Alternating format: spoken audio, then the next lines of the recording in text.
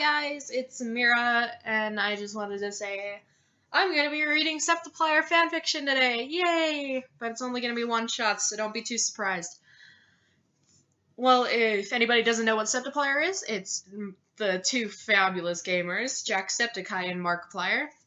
And I'm gonna be reading the first one shot of this multiple one-shot genre-ish thing.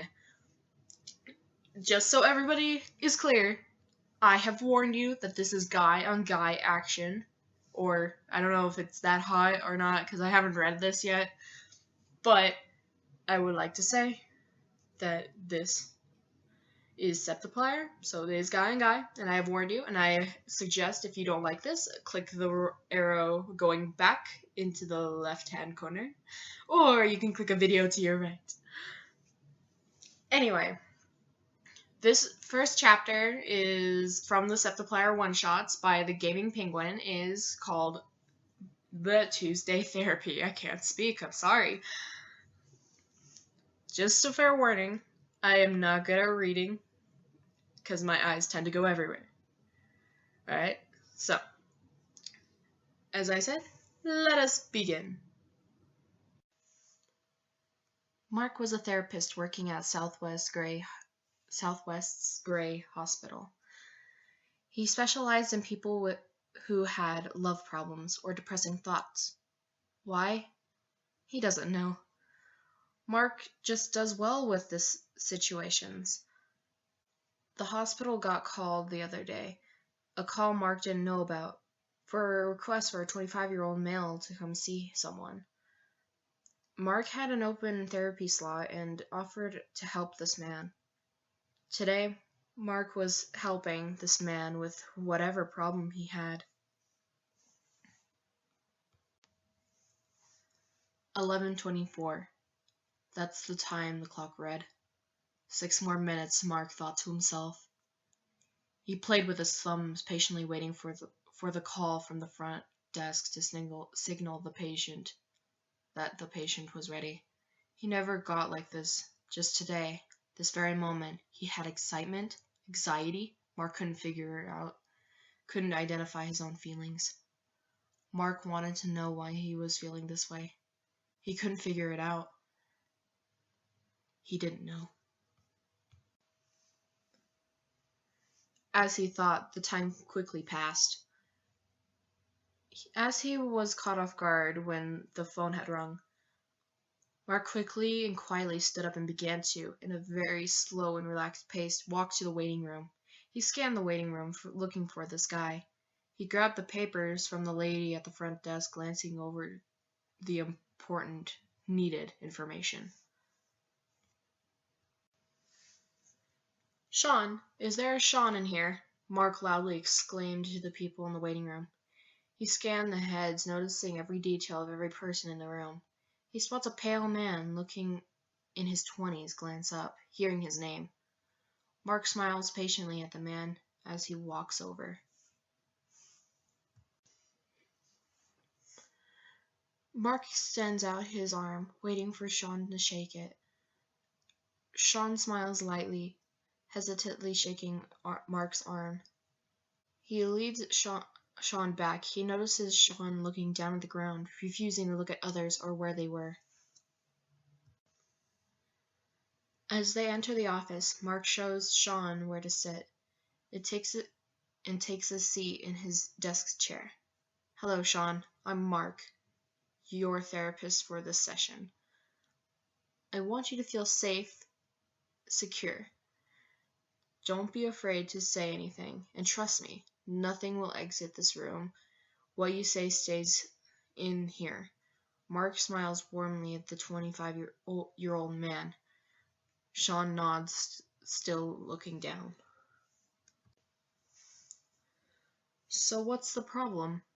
Mark questions Sean, curious as why this young man was here. "Well, Sean stutters, most likely uncomfortable with the situation he was in. "My girlfriend and I broke up a few weeks ago. 3 to be exact.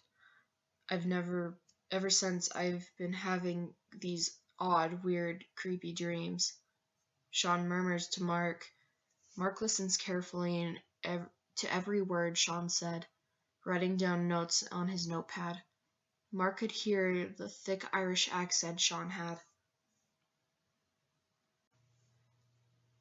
Did these dreams start right after the breakup, or when did they start? Mark asked the man. While Sean thought, he took his time to study his patient. He noticed Sean's eyes, how beautiful they were, how mesmerizing they were. Mark noticed the small details on Sean.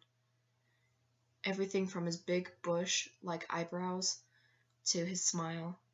Yeah, I guess so, Sean stutters. Mark silently giggled at Sean. Then he was embarrassed or flustered. It was cute. Is there any possible way you could explain and describe your dreams? Mark wondered. He watched Sean's face carefully, looking at how it changed when he thought. Sean's eyes fluttered to the ground, thinking about his nightmares that were constant. He knew the problem. Could he accept it, though? It's a room, a dark room. Pitch black, dark, horrifying. There are mirrors that must light up because you're able to see them. Light as day. I'm in all the mirrors. I don't know why, like there's a problem with me, an issue maybe. Sean whispered to Mark. I know this is though, but is your girlfriend involved with these dreams? Mark asked the man.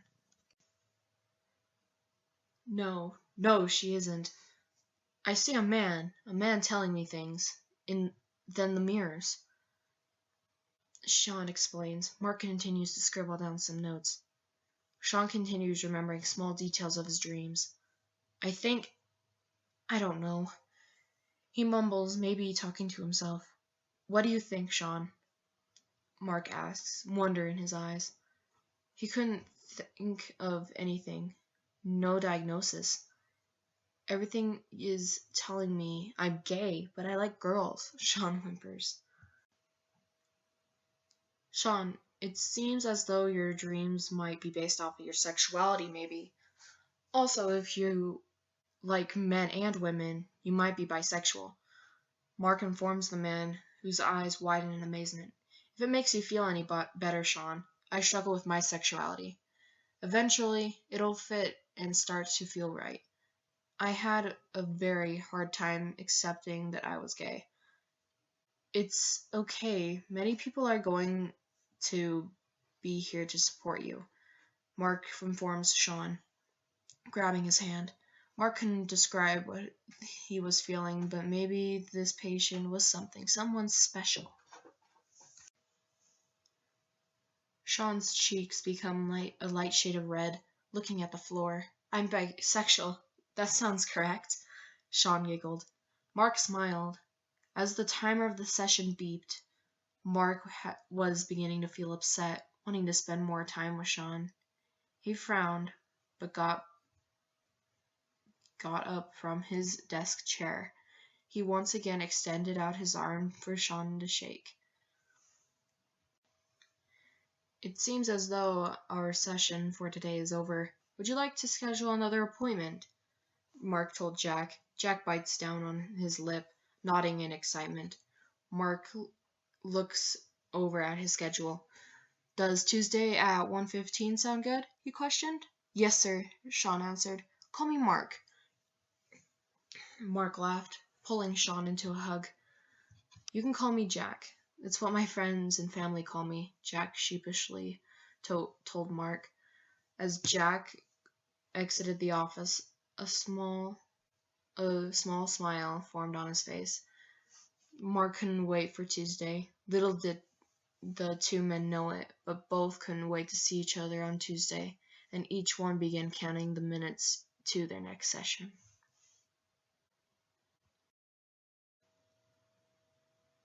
So guys, that's me reading Septiplier fanfiction, or this one shot off of Wattpad.